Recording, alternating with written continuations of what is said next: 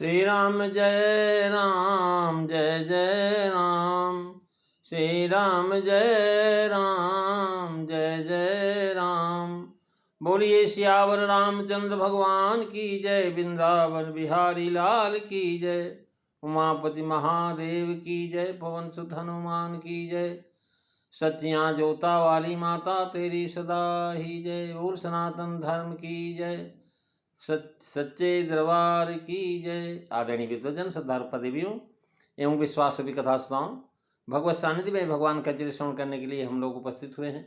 आइए थोड़ी देर भगवान के चरणों में ध्यान लगाते हुए भगवान के कुछ लीला चरित्रों का स्मरण करें। पिछली चर्चा में आप नारद मोह की चर्चा सुन रहे थे। नारद जी महाराज जो है हिमालय की उपत्यका में पहुँचे तो वहाँ पर महाराज बड़ा सुंदर आश्रम गंगा जी के किनारे, उनका सहज मन विमल हो गया और समाधि लग गई। उस समाधि को देखकर इंद्र भयभीत हो गया कि कहीं ऐसा न हो नारद मेरा सिंहासन लेने के लिए तपस्या कर रहा हो। उसने कामदेव को कहा कि भाई तुम जाओ और जा करके नारद की समाधि को भंग कर दो और अपनी सेना लेकर के जाना। महाराज इंद्र जो है इतना भयभीत हो गया कि जो है देवर्षि नारद हमारे नगर अमरावतीपुरी में अर्थात अपना दखल अधिकार जमाना चाहते हैं, इसीलिए साफ होने के बाद भी महाराज तपस्या कर रहे हैं। संसार में जो लोग कामी हैं, कामनाग्रस्त हैं, जो लोभी हैं, वे कुटिल हैं, वो कौवे की तरह सबसे डरते रहते हैं। कौवा बड़ा सतर्क पक्षी प्रेमी सज्जनों।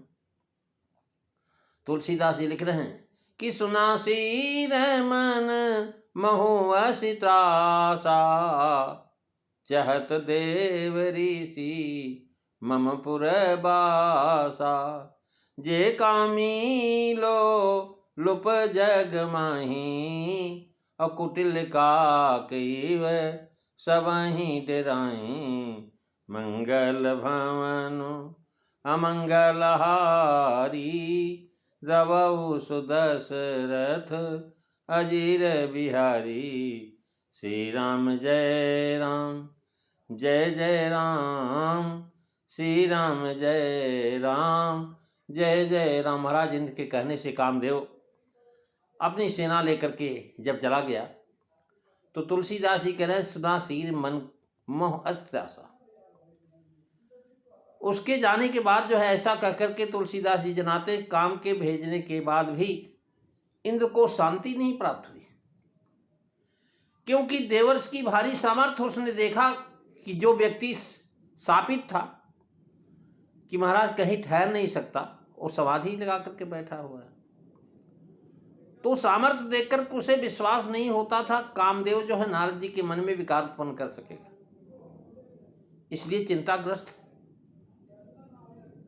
सोचने लगा कि यह कामदेव अगर जो है विजयी नहीं हुआ तब क्या होगा, अथवा यह जो महाराज कह सकते हैं कि पहले केवल डर रहा, डर करके कहा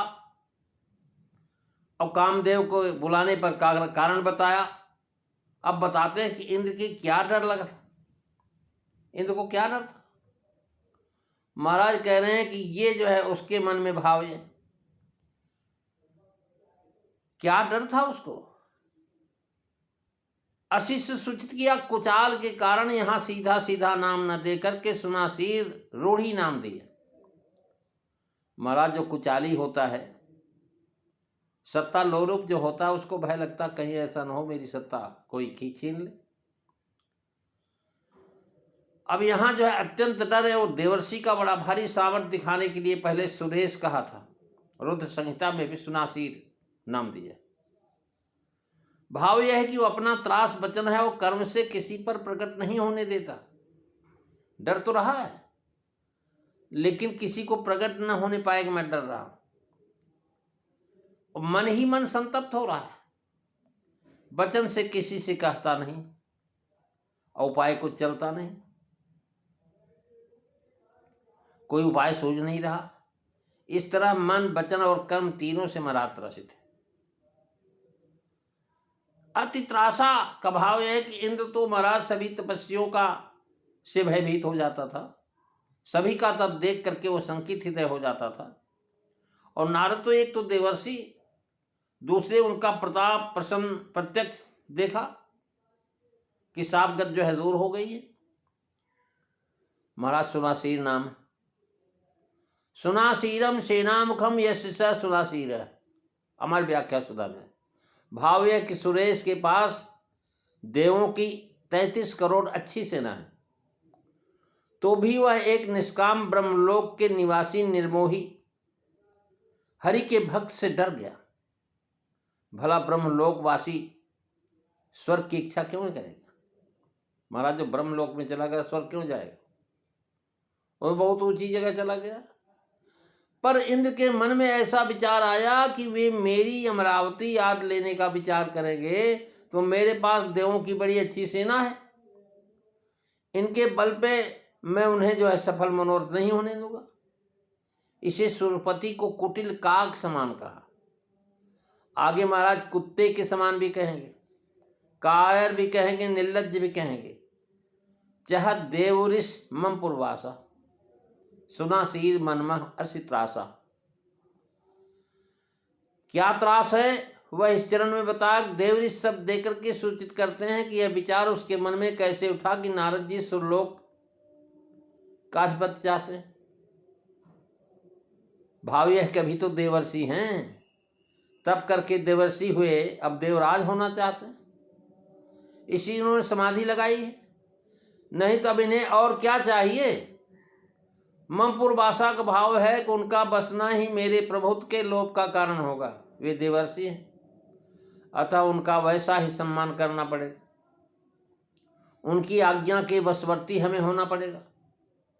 दूसरे की आज्ञा वशवर्ती हुए तब इंद्र जो है किस बात के रह जाएंगे। नारद जी इंद्रलोक की प्राप्ति की वासना से भजन नहीं कर रहे हैं, तब इंद्र को भय क्यों लगा ऐसा। महाराज संभावित शंका का समाधान आगे करते हैं कि जे कामी लोलुप जग माही, अकुटिल काकीव सबही डराही। महाराज कामी को काक की उपमा दी है। मानस मुख बंद में कामी को महाराज काक कहा। कामी काक बलाग बेचारे। इंद्र की रीति कौवे से की सी है। महाराज कह रहे हैं काक समान पाक रिप रीति, छली मलिन कतहु न पति थी। महाराज काक की उपमा दिया, विशेष आगे दोहा 135 में 25 में आपको दिखाएंगे कि छली आज जनाया कि छली कहकर के महाराज छल तो खुद कर रहा है। इंद्रपद वैषयिक सुख की पराकाष्ठा, इसलिए कामी लोलुप और कुटिल कहा। काक की उपमा देकर के छली भी जनाया। कामदेव को भेजा सही सहाय जाय मम हेतु, क्योंकि चहत देवरिष मम पुरवासा। तो मुनिकत देख सुरेश डराना, यहां से मिलते हुए शब्द श्लोक रुद्र संहिता में है। कह रहे महाराज मानस के कामी बोल कीन सन्माना, काम को बुला करके सम्मान करके कामदेव को भेजा कि जाओ नारद की समाधि जो है भंग करो। कह रहे महाराज जैसे एक कुत्ता है, सूखा हाड़ उसके मुंह में है, उसमें कुछ है नहीं, वो सूखे हाड़ को लेकर के महाराज जैसे चला वैसे शेर दिखाई पड़ गया।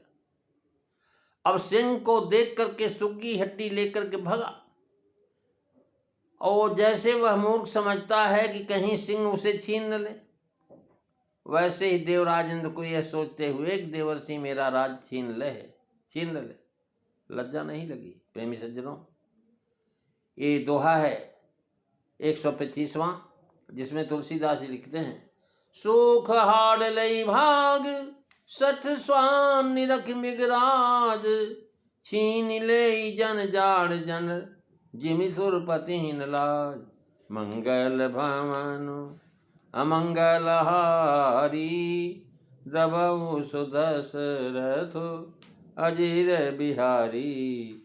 श्री राम जय राम जय जय राम, श्री राम जय राम जय जय राम। प्रेमी सज्जनों, आज बस इस दोहे का भावार्थ आप अगली कथा में सुनेंगे।